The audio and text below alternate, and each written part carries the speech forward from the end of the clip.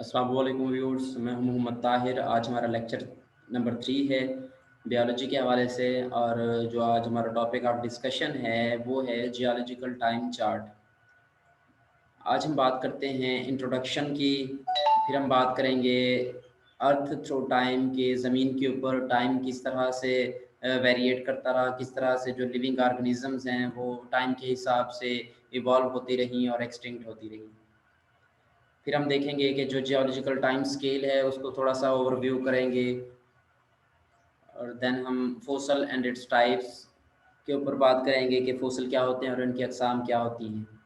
फिर हम बात करेंगे कि फोसल कहाँ पे मौजूद होते हैं, किस तरह से उनकी अकरेंस होती है।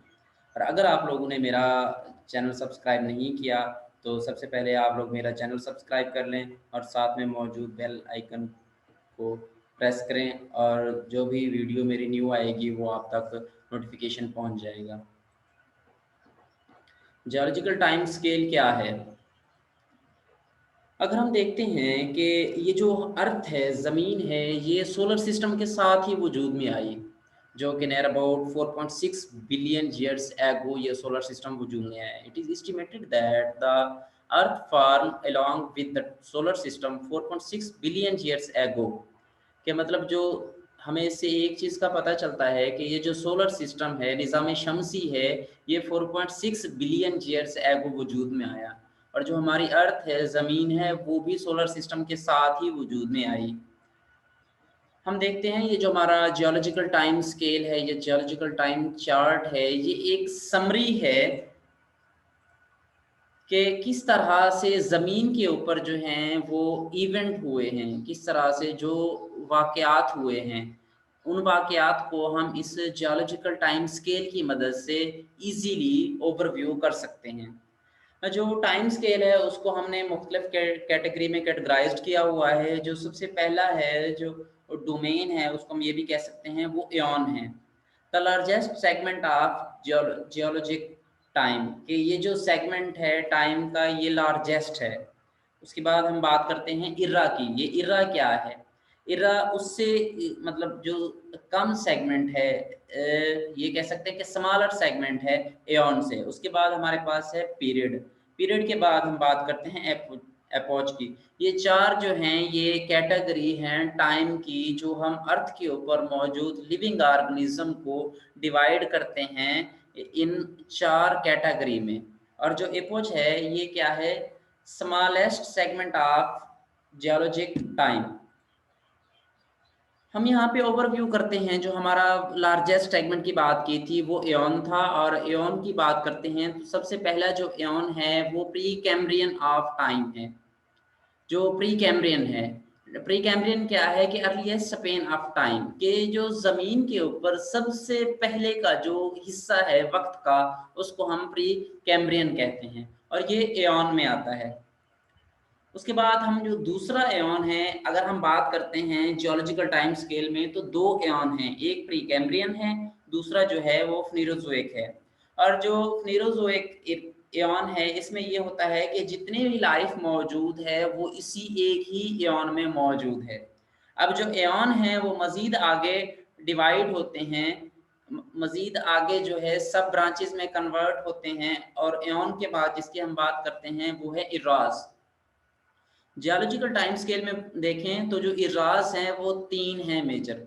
एक है पैलियोजोइक, दूसरा है मीजोजोइक, और तीसरा है सिनोजोइक। अब इराज के बाद जिनकी हम बात करते हैं, जो ये कह सकते हैं कि ये इराज मजीद सब ब्रांचेस में डिवाइड होते हैं, उनमें हमारे पास है पीरियड्स हैं। अगर हम यहाँ पे देखते हैं इराज की, तो सबसे पहला जो इरा है हमारे पास पैलियोजोइक इरा है। पैलियोजोइक इरा कि मतलब ये जो इरा है पैलियोजोइक, ये आगे मजीद फिर डिवाइड होता है पीरियड्स में।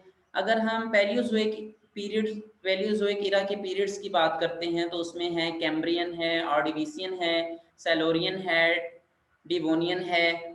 और ये जो पैलियोजोइक इरा है, हम इसको एज ऑफ इनवर्टिब्रेट्स कह सकते हैं। हम ये भी कह सकते हैं कि इस पैलियोजोइक इरा के अंदर जो इनवर्टिब्रेट्स हैं वो इसी इरा के इसी टाइम यूनिट के अंदर ही वजूद में आए। इसी तरह जो पैलियोज़ोइक इरा का जो नेक्स्ट पीरियड है, वो है कार्बोनिफेरस। इसको हम मिसिसिपियन और पेनिसिल्वेनियन भी कहते हैं, या इसको कलेक्टिवली हम कार्बोनिफोरस कहते हैं, सॉरी कार्बोनिफेरस। फिर जो नेक्स्ट इरा हैं उनमें हम बात करते हैं, तो वो है हमारे पास मीज़ोज़ोइक इरा, जिसकी हम ऑलरेडी बात कर चुके हैं। मीज़ोज़ोइक इरा के जो पीरियड्स हैं, ये मीज़ोज़ोइक इरा मज़ीद 2 पीरियड्स में डिवाइड होता है। ये क्या है? परमिन है और ट्रायसिक है। उसके बाद जो थर्ड वन है हमारे पास, वो सीनोज़ोइक इरा है। सीनोज़ोइक इरा के अगर पीरियड्स की बात करते हैं, तो वो पीरियड्स जुरासिक पीरियड है, क्रस्टेशियंस पीरियड है, उसके बाद पैलियोजीन है, नियोजीन है, क्वाटरनरी है। ये जो पीरियड्स हैं, ये पीरियड्स सीनोज़ोइक इरा में आते हैं। फिर हमने जो फोर्थ कैटेगरी की बात की थी, वो हमारे पास था एपोचेस। एपोचेस ये सिर्फ और सिर्फ सीनोज़ोइक इरा में ही मौजूद होते हैं। ये मीज़ोज़ोइक इरा और पैलियोज़ोइक इरा, इसमें एपोचेस नहीं होते। अगर हम सीनोज़ोइक में बात करते हैं कि इसके जो पीरियड्स हैं, ये फिर मज़ीद आगे जब डिवाइड होंगे एपोचेस में, तो वो कौन-कौन से होते हैं? जो एपोचेस की बात करते हैं, तो पैलियोसीन है, एओसीन है, ओलिगोसीन है, मायोसीन है, प्लायोसीन है, प्लीस्टोसीन है और होलोसीन है। ये जो सीनोज़ोइक इरा है, ये आगे फिर पीरियड्स में डिवाइड होता है और पीरियड्स आगे फिर डिवाइड होते हैं एपोचेस में। तो ये है हमारा जो है जियोलॉजिकल टाइम स्केल। फिर हम देखते हैं कि ये जो हमारा सबसे पहला जो है वो ज़ोइक इरा है, वो कौन सा है? प्रोटीरोज़ोइक इरा। प्रोटीरो प्रोटीरोज़ोइक इरा में क्या होता है? No life possible as the earth initially formed 4.6 billion years ago। कि 4.6 बिलियन ईयर्स बिफोर जो थी अर्थ के ऊपर, जमीन के ऊपर लाइफ पॉसिबल ही नहीं थी। उसकी वजह क्या थी? उसकी वजह ये थी कि इतना ज्यादा टेम्परेचर था कि लाइफ का एग्जिस्ट करना पॉसिबल ही नहीं था। अगर हम देखें तो जो सिंपल थे, single celled form of life appear 3.8 billion year ago.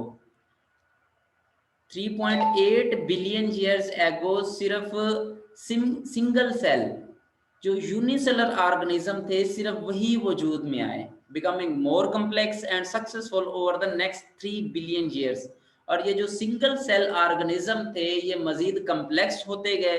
और क्या हुआ कि ये नेक्स्ट जो 3 बिलियन ईयर्स हैं, उन 3 बिलियन ईयर्स में ये सक्सेसफुल हो गए, ये मजीद कम्प्लेक्स हो गए।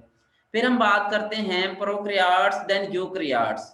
प्रोक्रियाट्स मतलब ये जो सिंगल सेल थे, सिंगल सेल थे और प्रोक्रियाट से ये फिर कन्वर्ट हो गए यूक्रियाट्स में। प्रोक्रियाटिक ऑर्गेनिज्म कौन से होते हैं? वो ऑर्गेनिज्म जिनके अंदर जो है वो प्रोमिनेंट न्यूक्लियस मौजूद नहीं होता। क्या हुआ कि उनसे फिर मॉडिफाइड होकर ये वो ऑर्गेनिज्म वजूद में आए जिनके अंदर जो मौजूद न्यूक्लियस है वो प्रोमिनेंट फॉर्म में एग्जिस्ट हो गया, कि वो एक खास शक्ल में आ गया। या दूसरे वर्ड्स में हम ये भी कह सकते हैं कि जो यूक्रियाटिक ऑर्गेनिज्म है, उनका जो न्यूक्लियस था वो मेम्ब्रेनस बॉन्डेड हो गया। जो यूक्रियाटिक ऑर्गेनिज्म होते हैं, उनके अंदर जो न्यूक्लियस होता है वो एक मेम्ब्रेन के अंदर बंद होता है, जबकि प्रोक्रियाटिक ऑर्गेनिज्म में जो न्यूक्लियस होता है, उनका जेनेटिक मटेरियल तो होता है, बट वो जेनेटिक मटेरियल एक मेम्ब्रेन के अंदर या मेम्ब्रेन्स के अंदर बाउंडेड नहीं होता, ओपन फॉर्म में मौजूद होता है। उसके बाद देखते हैं जो सियानोबैक्टीरिया हैं, बिगेन प्रोड्यूसिंग फ्री ऑक्सीजन, के जो सबसे पहले प्रोटीरोजोइक इरा में ऑक्सीजन की स्टार्टिंग हुई, ऑक्सीजन की प्रोडक्शन स्टार्ट हुई, वो सियानोबैक्टीरिया में हुई। जो सबसे पहली जो फ्री ऑक्सीजन प्रोड्यूसर्स हैं वो सियानोबैक्टीरिया हैं, और उन्होंने फोटोसिंथेसिस के प्रोसेस के थ्रू की। और यहाँ पे एक और बात भी बताता चलूँ आपको कि उन्होंने जो फ्री इलेक्ट्रॉन का सोर्स इस्तेमाल किया था, वो किसको इस्तेमाल किया था? हाइड्रोजन सल्फाइड को इस्तेमाल किया था, कार्बन डाइऑक्साइड को इस्तेमाल नहीं किया था। फिर हम बात करते हैं land masses gather to make up a continent called Rodinia. फिर क्या हुआ कि ये जो जमीन थी, जमीन का जो मास था वो इकट्ठा हुआ और उसने कॉन्टिनेंट बना दिया, जजीरा बना दिया, जिसको रोडीना भी कहते हैं। यहाँ पे आप देख सकते हैं कि ये जो लेट प्रोटोजोइक इरा है, ये near about 650 million years ago की एक पिक यहाँ पे दिखाई हुई है। पेक्टोरल व्यू है जिसमें आप देख सकते हैं कि ये जो अर्थ है, अर्थ के ऊपर ये जो जमीन का खुश्की का टुकड़ा है, ये इतना ही मौजूद है, बहुत कम जगह पे मौजूद है। बाकी जो है वो वहाँ पे अर्थ या जमीन मौजूद नहीं है। ये अर्थ है बट इसके ऊपर जो जमीन है वो मौजूद नहीं है। इसी तरह हमारा जो नेक्स्ट है वो कैम्ब्रियन है। कैम्ब्रियन क्या है? एक्सपोजन ऑफ लाइफ। के कैम्ब्रियन के अंदर ही जो लाइफ थी वो एग्जिस्ट कर गई, कि मतलब इसी इरा में ही जो लाइफ थी वो खिली, ये कह सकते हैं कि एक्सपेंड हुई, बढ़ी, वजूद में आई। All existing phyla come into being at this time, कि जो भी मौजूद फाइला हैं वो इसी टाइम जोन के अंदर ही वजूद में आए। Life forms in warm water seas as oxygen level rise, supporting life। के जो जिंदगी की फॉर्म मौजूद है वो वार्म सी में स्टार्ट हुई, क्योंकि वार्म सी के अंदर जो गर्म समंदर का पानी था, या गर्म समंदर ये भी कह सकते हैं कि वार्म सीज थे, उनके अंदर क्या हुआ कि ऑक्सीजन का लेवल इतना इंक्रीज कर गया, इतना बढ़ गया कि वो लाइफ को सपोर्ट कर सकती थी। और ये भी आपको पता होना चाहिए कि ये जो ऑक्सीजन की फॉर्मेशन का सोर्स है या ऑक्सीजन प्रोड्यूसर्स हैं वो सियानोबैक्टीरिया हैं। डोमिनेंट एनिमल मेरेन इनवर्टिब्रेट्स, जिसमें ट्राइलोबाइट्स है और ब्रेचिपॉड्स हैं, ये क्या थे? ये डोमिनेंट एनिमल थे। जो मेरीन इनवर्टिब्रेट्स थे ये डोमिनेंट थे, जिनमें हमारे पास एग्जांपल है ट्राइलोबाइट्स की और ब्रेचिपॉड्स की। फिर हमारे पास है super continent. Gondwana far near south pole, north position of present day Florida. यहाँ मतलब कि ये जो कॉन्टिनेंट थे ये फिर आगे मजीद कंबाइन होके सुपर कॉन्टिनेंट, इनसे सुपर कॉन्टिनेंट बना। यहाँ पे आप देख सकते हैं कि ऊपर वाली जो पिक है इसके ऊपर एक ही फॉर्म मौजूद थी, एक ही लैंड मास मौजूद था, मगर नीचे जो पिक मौजूद है यहाँ पे देख सकते हैं कि ये जो लैंड मास है ये डिवाइड हो गया है, ये टुकड़ों में तकसीम हो गया है। और यहाँ पे गंडवाना में देखें कि यहाँ पे ये जो लैंड मास है एक ही जगह पे ये मौजूद है। और ये इसने एक, ये कह सकते हैं कि लैंड मास को एक ही जगह पे इससे इकट्ठा किया, एक ही जगह पे इकट्ठा हुई और सुपर कॉन्टिनेंट बना दिया, कि मतलब एक बड़ा जजीरा बना दिया। इसी तरह नेक्स्ट हमारे पास है ऑर्डोविशियन। ऑर्डोविशियन क्या है? The first animal with bone appear through dominant animal are still trilobites, brachiopods and corals. के इस टाइम जोन के अंदर जो था वो पहला एनिमल अपेयर हुआ विद बोन्स, के वो ऑर्गेनिज्म जिनके अंदर हड्डियां मौजूद थी, मगर स्टिल अब भी वही एनिमल जो हैं वो डोमिनेंट हैं जो पिछले टाइम जोन में थे, trilobites, brachiopods and corals. The beginning of construction of South Carolina, के ये वो टाइम जोन है जिसके अंदर जो साउथ कैरोलिना है, साउथ कैरोलिना, उसकी कंस्ट्रक्शन स्टार्ट हुई। A very cold time in earth history, कि ये जमीन का वो सर्द तरीन हिस्सा है, टाइम का वो जमीन सर्द तरीन इरा है, सर्द तरीन टाइम है। There was great extinction due to ice caps in present day Africa, कि अफ्रीका के अंदर सबसे ज्यादा जो खत्म हुई जिंदगियां वो इसी आइस कैप्स की वजह से मौजूद में आई। कि मतलब हम ये भी कह सकते हैं कि इस ऑर्डोविशियन के अंदर ही बहुत ज्यादा जो थी वो आइस कैप्स बने और जो बर्फ के पहाड़ बने, और इसी बर्फ की वजह से ही बहुत सारी जिंदगियां जो हैं वो एक्सटिंक्ट हो गई।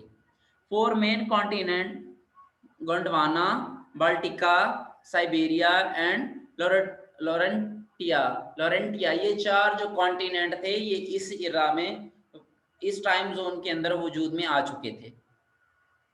और पिक्टोरियल व्यू में भी आप यहाँ पे देख सकते हैं चार इराज को। नेक्स्ट जो टाइम रीजन है, टाइम रेंज है, वो है Silurian. First land plant appear and land animal follow. कि जो पहला ज़मीनी पौधा था वो अपीयर हुआ और पहला जो एनिमल ज़मीनी जानवर था वो अपीयर हुआ। कि हम ये भी कह सकते हैं कि ज़मीन के ऊपर जब ज़िंदगी स्टार्ट हुई, पहले जो हमने लाइफ़ की बात की, वो सिर्फ़ एक्वेटिक लाइफ़ थी, पानी के अंदर मौजूद ज़िंदगी थी। मगर हम अब यहाँ पे देखते हैं कि जो ज़मीन के ऊपर मौजूद ज़िंदगी स्टार्ट हुई, वो सैलोरियन में स्टार्ट हुई। Larventia collides with Baltica and closes Leptos Sea के मतलब ये जो दो कॉन्टिनेंट हैं ये आपस में क्या हुए, क्लोज हुए और लेपिटस सी ये एक समंदर वजूद में आया। मतलब उनके अंदर जो जो लेपेटस सी है वो प्रोड्यूस हुआ, वो क्रिएट हुआ।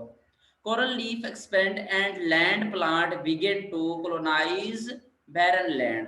कि ये जो कोरल लीफ हैं ये एक्सपेंड होते गए, ये जो शेल्स हैं, शेल्स का जो पहाड़ होता है कोरल लीव्स, ये बढ़ते गए और जो जमीन है वो बैरन लैंड बनती गई, बारानी इलाका या बारानी जमीन बनती गई। First millipedes fossils and sea scorpions found in this period के जो मिलीपैड से वो ऑर्गेनिज्म जिनके जो हैं वो नियर अबाउट 1000 या अबव 1000 जो होते हैं वो फीट मौजूद होते हैं कि 1000 से ज्यादा जो उनकी टांगे मौजूद होती हैं, उन एनिमल के फोसल्स हमें मिले। और उसके अलावा सी स्कॉर्पियन जो समुद्री बिच्छू होते हैं, स्कॉर्पियंस होते हैं, वो भी इसी टाइम जोन के अंदर ही हमें मिले। यहाँ पे आप देख सकते हैं कि जो जमीन का व्यू है वो किस तरह से चेंज हो रहा है। नेक्स्ट है डिवोनियन। डिवोनियन को अगर हम देखें तो इसको एज ऑफ द फिश भी कहा जा सकता है। कि प्री पेंगिया फार्म, कि प्री पेंगिया फार्म से क्या मुराद है कि ये जो जमीन के टुकड़े होना शुरू हो गए ये उससे पहले का जो ड्यूरेशन है। डोमिनेंट एनिमल जो है वो फिश था। इससे पहले जो हमने बात की थी उनके अंदर जो ये जो थे ट्राइलोबाइट्स वगैरह इनवर्टिब्रेट्स थे, बट अब यहाँ पे हम वर्टिब्रेट्स की बात करते हैं। जो डोमिनेंट एनिमल है वो वर्टिब्रेट्स फिश है। Ocean still fresh water and fish migrate from southern hemisphere to North America. जो समंदर का पानी था वो इस टाइम जोन के अंदर भी फ्रेश था, मतलब उनके अंदर जो सॉल्ट कंटेंट थे वो कम थे, कि वो फ्रेश वाटर में ही गिना जाता था। और जो फिश माइग्रेट करती थी वो southern hemisphere to North America, कि वो साउथ साइड से नॉर्थ साइड की तरफ मूव करती थी, माइग्रेट करती थी। Present day Arctic Canada was at equator and hardwood begin to grow.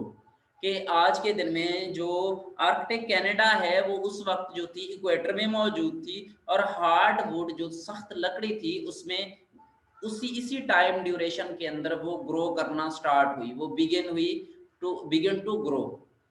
Amphibians evergreen and ferns appear. और इसी टाइम ड्यूरेशन के अंदर ही जो थे वो एम्फीबियंस, जिनमें हमारे पास ये मेंढक फ्रॉग्स वगैरह हैं, उसके अलावा एवरग्रीन और फर्न्स, फिर ये फर्न्स अपीयर हुए। मतलब ये जो प्लांट थे इनके जो ये कह सकते हैं कि ग्रीनरी वाले प्लांट वो स्टार्ट हुए। उसके बाद हमारे पास है मिसिसिपियंस।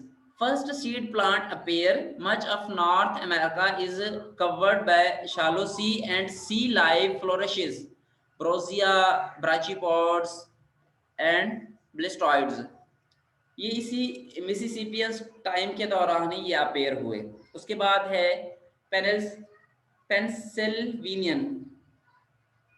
पेंसिल्वेनियन क्या है? Modern North America begin to form. ये जो न्यू नॉर्थ अमेरिका है इसकी जो फॉर्मेशन स्टार्ट हुई, ice cover the southern hemisphere and coal swamp form along equator. कि ये जो कूल स्वाम्प है इनकी फॉर्मेशन भी स्टार्ट हुई इक्वेटर के साथ साथ। Lizard and winged insect first appear. ये जो छिपकलियां हैं या दूसरे वर्ड पे हम रेप्टाइल्स की स्टार्टिंग भी कह सकते हैं, वो इसी टाइम दौरान सामने आई। और वो इंसेक्ट जिनके विंग्स थे, परों वाले हशरात भी इसी टाइम ड्यूरेशन के अंदर ही, इसी टाइम जोन के अंदर ही अपेयर हुए। यहाँ पे आप देख सकते हैं कि किस तरह से मतलब हमने इनकी बात की, ये इंसेक्ट्स हैं, ये रेप्टाइल्स जिसको लिजर्ड अभी हमने कहा है, और ये जो प्लांट्स वगैरह हैं। और यहाँ पे आप ये देख सकते हैं कि लेट जो कार्बोनिफेरस है 306 मिलियन ईयर्स एगो का जो अर्थ का पिक्टोरियल व्यू है, यहाँ पे आप देख सकते हैं। फिर है परमियन। परमियन क्या है? Last period of Palaeozoic. Palaeozoic जो इरा था उसका लास्ट पीरियड है। पेंजिना पेंगिया फार्म्स। पेंगिया फार्म से क्या मुराद है कि जो जमीन के कॉन्टिनेंट थे उनके टुकड़े होना शुरू हो गए।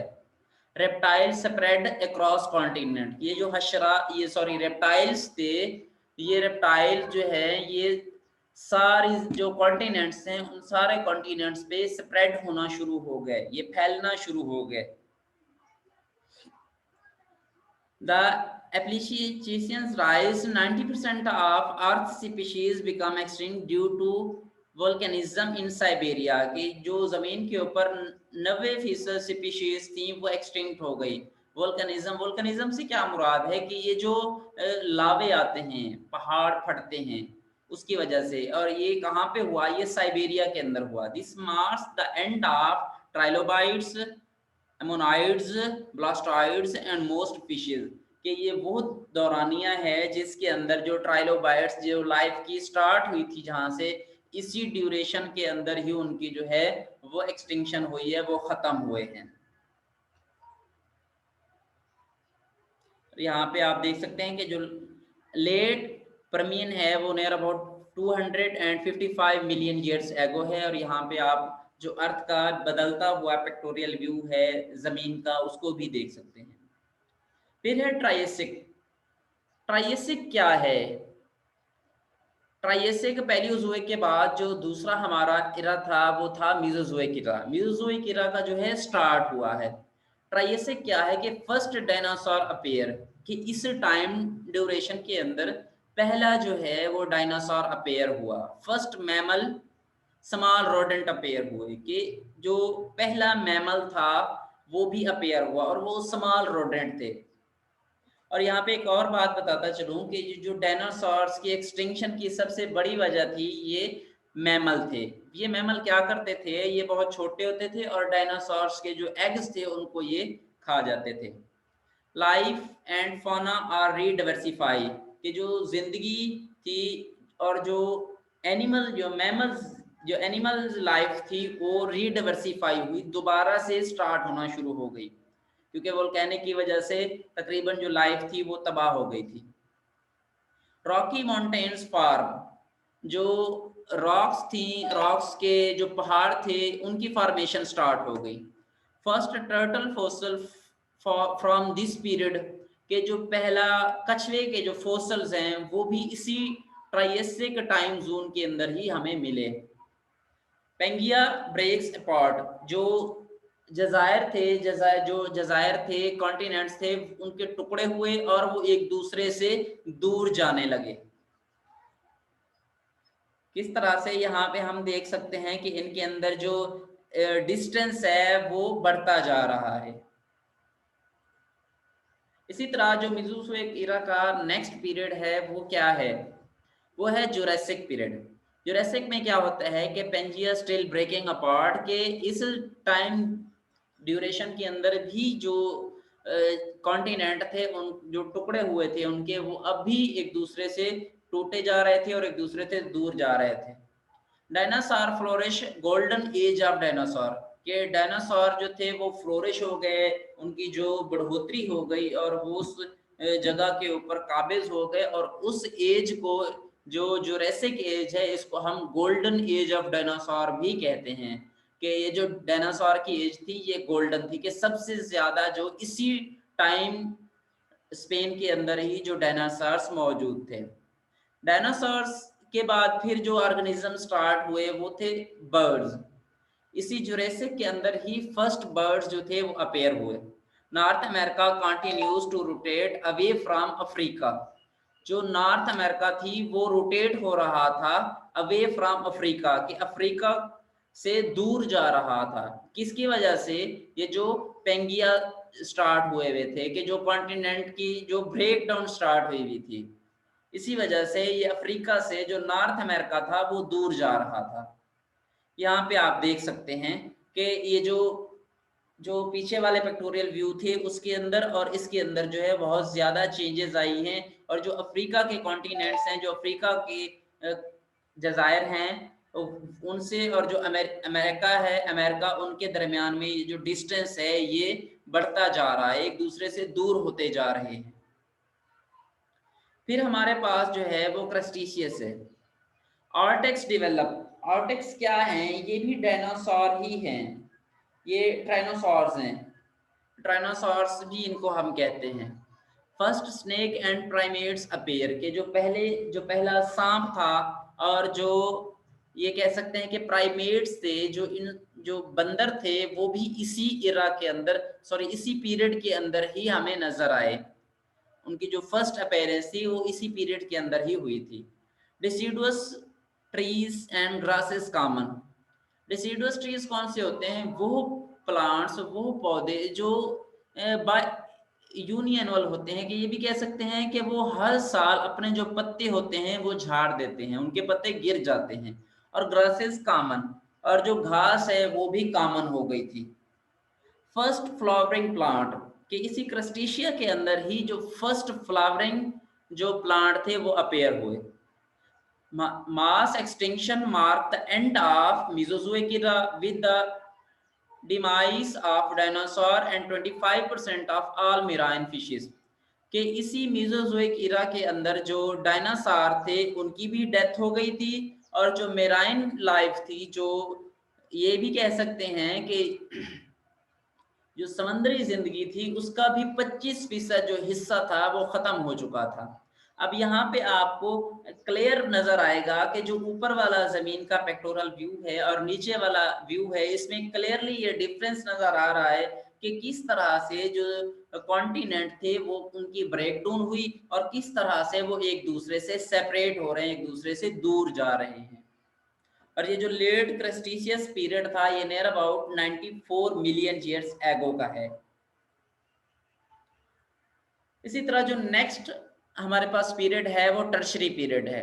टर्शरी पीरियड क्या है? First horses appear and tropical plants dominates, ये जो ट्रॉपिकल प्लांट्स थे ये भी डोमिनेंट हुए, और जो पहला हॉर्स था वो भी अपेयर हुआ। और यहाँ पे एक और बात आपको बताता चलूं कि जो फर्स्ट हॉर्स था वो ट्राइपोड था, कि उसके जो जो सुम थे या उसकी जो टांगे थी, उनके जो फीट थे वो 3 थे, मतलब कि उनकी जो फीट, अब तो ये एक ही फीट है सोम की तरह का, मगर जो पहले वाले घोड़े थे, हॉर्सेस थे, उनके जो पाँव थे, उनके पाँव की 3 उंगलियां थी। फिर उनके अंदर डेवलपमेंट होती गई, और आज जो हमारे पास मौजूद हॉर्सेस हैं वो एक ही पाँव रखते हैं, एक ही उंगली वाला पाँव रखते हैं जी, जो मतलब डेवलप होके सूम में कन्वर्ट हो गया।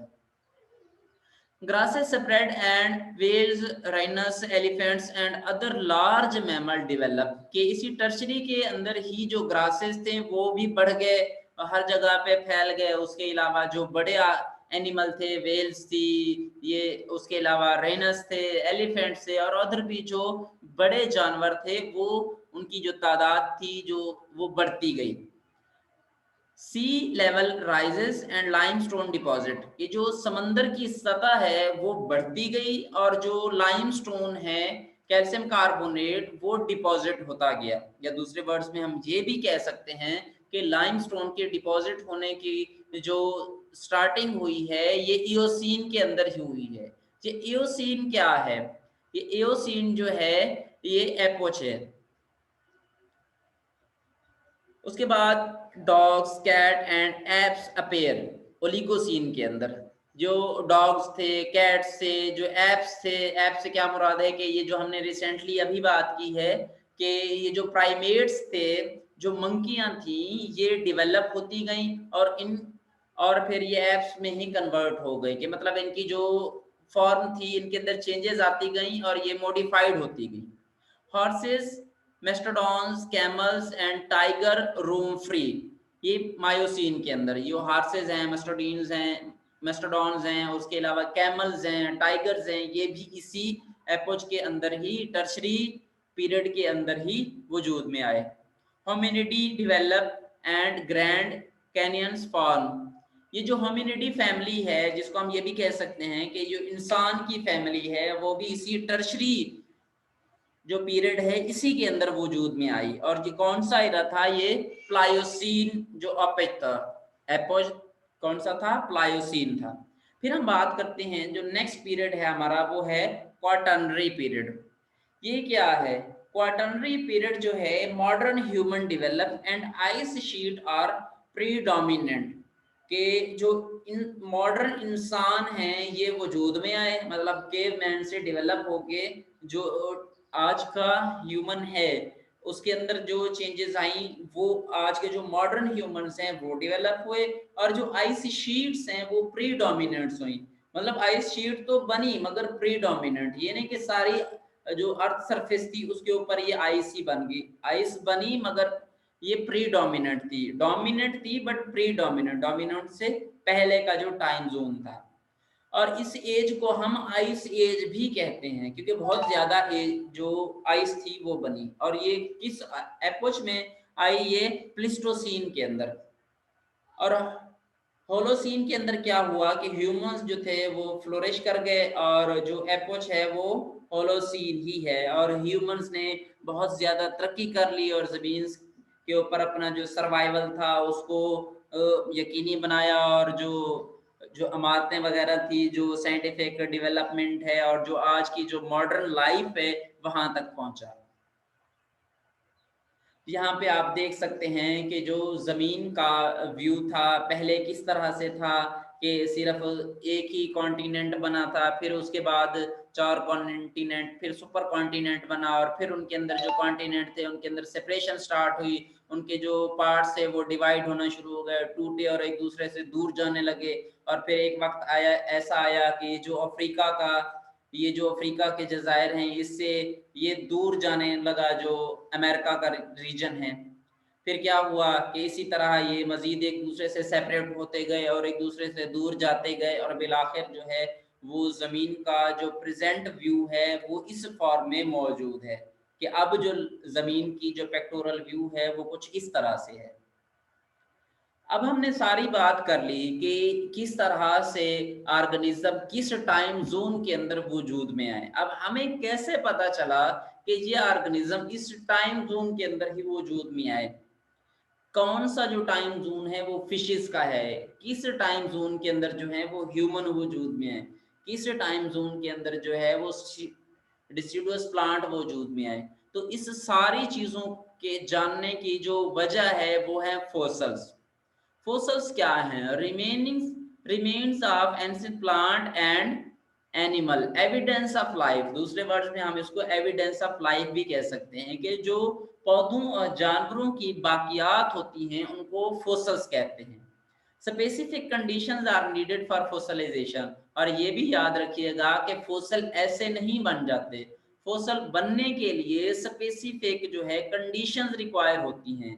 स्पेसिफिक जो है इन्वायरमेंटल कंडीशन रिक्वायर होती हैं, प्रेशर होता है, टेम्परेचर होता है, वहाँ का जो ये कह सकते हैं कि जो सॉइल क्वालिटी होती है या वहाँ पे मौजूद जो है वो मटेरियल्स होते हैं, वो एक स्पेसिफिक कंडीशंस ही होती हैं जो फोसलाइजेशन को फेवर करती हैं।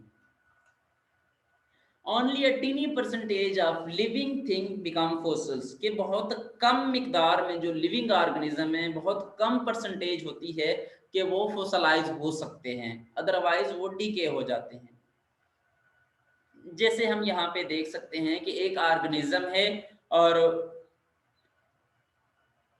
हाँ, और वो ऑर्गेनिज्म क्या हुआ है कि वो ऑर्गेनिज्म समंदर में गिर गया है या किसी ऐसी जगह पे गिर गया है जहां से उसका निकलना जो है वो मुमकिन ही नहीं है।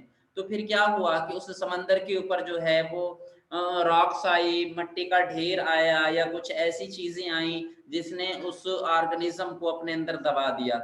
अब वहां से वो निकल तो सकता नहीं था, तो वेरी अर्ली वो जमीन के अंदर धंस गया। और बहुत ज्यादा सालों के बाद, बहुत ज्यादा टाइम के बाद उसके जो मौजूद बोन्स थी उनके अंदर, जो इन्वायरमेंट के अंदर या जो मतलब ये कह सकते हैं कि रॉक्स थे, उनके अंदर रॉक्स के अंदर मौजूद जो एलिमेंट्स थे उनकी बोन्स के अंदर डिपॉजिट हो गए और वो फॉसिलाइज्ड हो गए।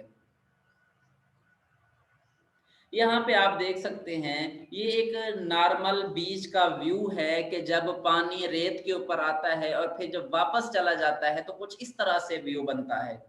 अब ये जो रेत है, ये रेत किस तरह से फॉसल बनती है, यहाँ पे आप देख सकते हैं कि ये उसी रेत का ही व्यू है जो मतलब पानी आने के बाद एक खास स्पेसिफिक फॉर्म के अंदर कन्वर्ट हो गई। फिर क्या हुआ कि बहुत ज्यादा अरसा के बाद ये जो है वो कन्वर्ट हो गई किसके अंदर, फॉसल के अंदर। ये फॉसल है रिपल मार्स बारबो रेंज। ये बारबो रेंज के अंदर ही ये मतलब जो रेत के फॉसल थे ये इस तरह से बने। यहाँ पे आप देख सकते हैं कि ये जो मॉडर्न क्रैक्स हैं, जो ये कह सकते हैं कि जमीन के अंदर दरारें पड़ जाती हैं कि जमीन मतलब गीली थी और फिर क्या हुआ कि वो खुश्क होते होते उसके अंदर दरारें पड़ गई। ये नॉर्मल जो है ये कह सकते हैं कि जमीन का एक छोटा सा टुकड़ा है। अब यहाँ पे आप देखें कि ये फोसलाइज्ड मड क्रैक हैं। ये बहुत ज्यादा टाइम के बाद क्या हुआ कि वो जो क्रैक्स बने थे वो फोसलाइज्ड हो गए। जो मौजूद मिनरल थे, जो मटेरियल उस क्रैक के ऊपर आ गया था, उन मिनरल्स ने क्या किया कि उन क्रैक्स के अंदर डिपॉजिट हो गए और उनको फोसल की फॉर्म में कन्वर्ट कर दिया। और ये जो पिक्टोरियल व्यू है ये है वर्जीनिया का। अब हम देखते हैं कि जो फोसल कॉमनली प्रिजर्व्ड हो जाते हैं, आसानी से महफूज हो जाते हैं, फोसलाइज्ड हो जाते हैं जो ऑर्गेनिज्म, वो कौन कौन से हैं।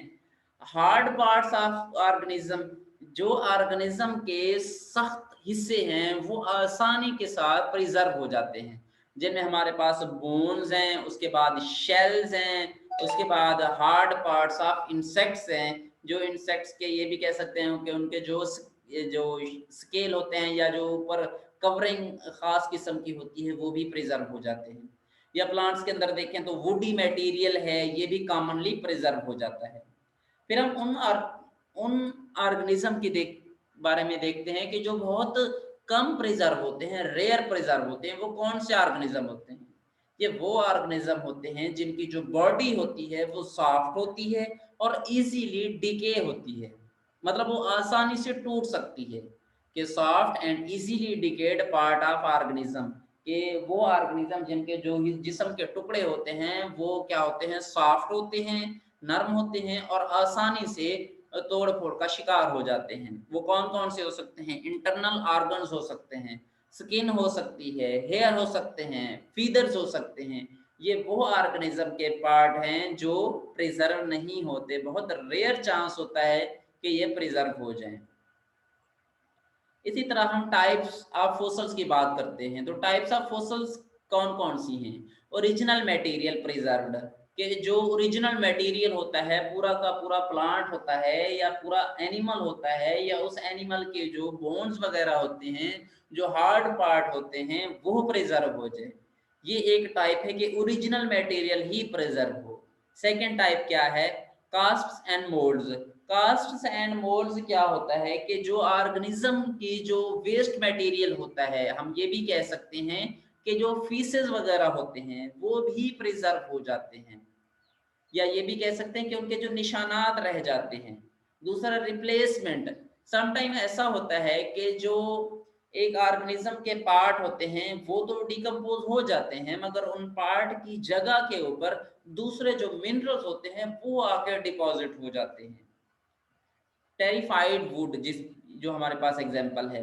फिर कार्बोनाइज फिल्म, ये लीव्स वगैरह ये मतलब एक तह बना देते हैं, कार्बन की एक तह बन जाती है। अब लीव तो जल जाते हैं, खत्म हो जाते हैं, डिकम्पोज हो जाते हैं, मगर कार्बन की लेयर बन जाती है, या ये कह सकते हैं कि कार्बन की लेयर रह जाती है। फुटप्रिंट, ट्रैक्स, ईटीसी, के ये जो फुटप्रिंट होते हैं, कदमों के निशानात होते हैं या उनके कोई और चलने के निशानात रह जाते हैं, वो भी हमारे पास फोसल की टाइप में ही आते हैं। ट्रेस फोसल क्या होता है?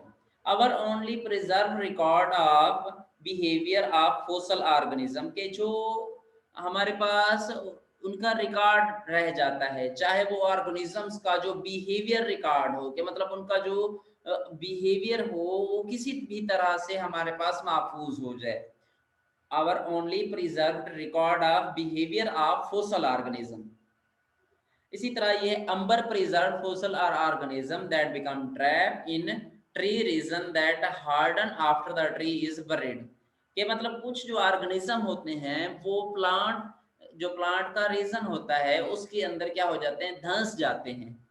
और वो धंसने के बाद जब उस प्लांट को बरी किया जाता है, जमीन के अंदर दफनाया जाता है या जमीन के अंदर वो दब जाते हैं, तो वो जो ऑर्गेनिज्म उस रीजन के अंदर एक जो मटेरियल होता है गोंद की तरह का, उसके अंदर जब फंस जाते हैं तो फिर वो भी महफूज हो जाते हैं, उनके भी फॉसल बन जाते हैं। लाइक यहाँ पे आपको एक इंसेक्ट की पिक्चर नजर आ रही है।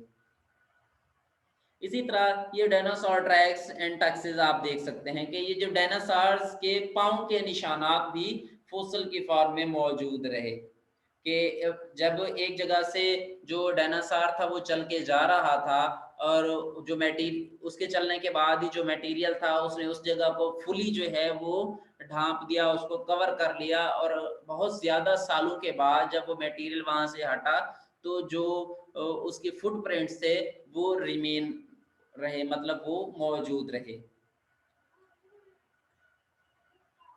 वेयर फोसल्स अक्कर, के फोसल होते कहाँ पे हैं, फोसल का वजूद कहाँ पे होता है, almost exclusively in sedimentary rocks, कि ज्यादातर जो है वो सेडिमेंट्री रॉक्स के अंदर ही मौजूद होते हैं। हीट ऑफ मेल्टिंग और Metamorphosis would destroy almost every type of fossil, कि जो हीट होती है, जो मतलब ये भी कह सकते हैं कि जो ये कह सकते हैं कि जो लावा वगैरह बहुत, क्योंकि आग की तरह से लावा निकलता है तो वो चीजों को जला देता है, या मेटामॉर्फोज्म की उनकी जो शेप होती है, जो शक्ल होती है, वो उसको कन्वर्ट कर देते हैं एक चीज से दूसरी चीज में, उनकी फॉर्म ही चेंज कर देते हैं, तो वो सारे फोसिल को डिस्ट्रॉय कर देती है। बहुत ये रेयर होता है कि सम फोसिल्स इन लो ग्रेड मेटामॉर्फिक रॉक्स, कि जो मेटामॉर्फिक रॉक्स होते हैं उनके अंदर बहुत कम ये पॉसिबल है कि फोसिल मौजूद हों। Trees buried by lava flow, कि जिस तरह जो दरख्त होते हैं वो दफन हो जाते हैं लावा फ्लो के अंदर, के जब लावा आता है तो दरख्त उस लावा के अंदर ही धंस जाते हैं, तो इस तरह बहुत रेयर केस होता है कि वो जो हैं वो प्रिजर्व हों और फोसिल की फॉर्म में कन्वर्ट हो सकें। To be preserved organism have to be, अगर तो ऑर्गेनिज्म ने प्रिजर्व होना है तो उस वक्त ही ऑर्गेनिज्म प्रिजर्व होगा, कि जो ही उस ऑर्गेनिज्म की डेथ हो उसी वक्त वो बरेड हो जाए, उसी वक्त वो जमीन के अंदर धंस जाए, वो ये कह सकते हैं कि दफन हो जाए, तभी वो प्रिजर्व हो सकता है, फोसिलाइज्ड फॉर्म में जा सकता है। या फिर क्या हो कि प्रिजर्व फ्रॉम डिके, कि उसको जो है वो डिके होने से बचाया जाए,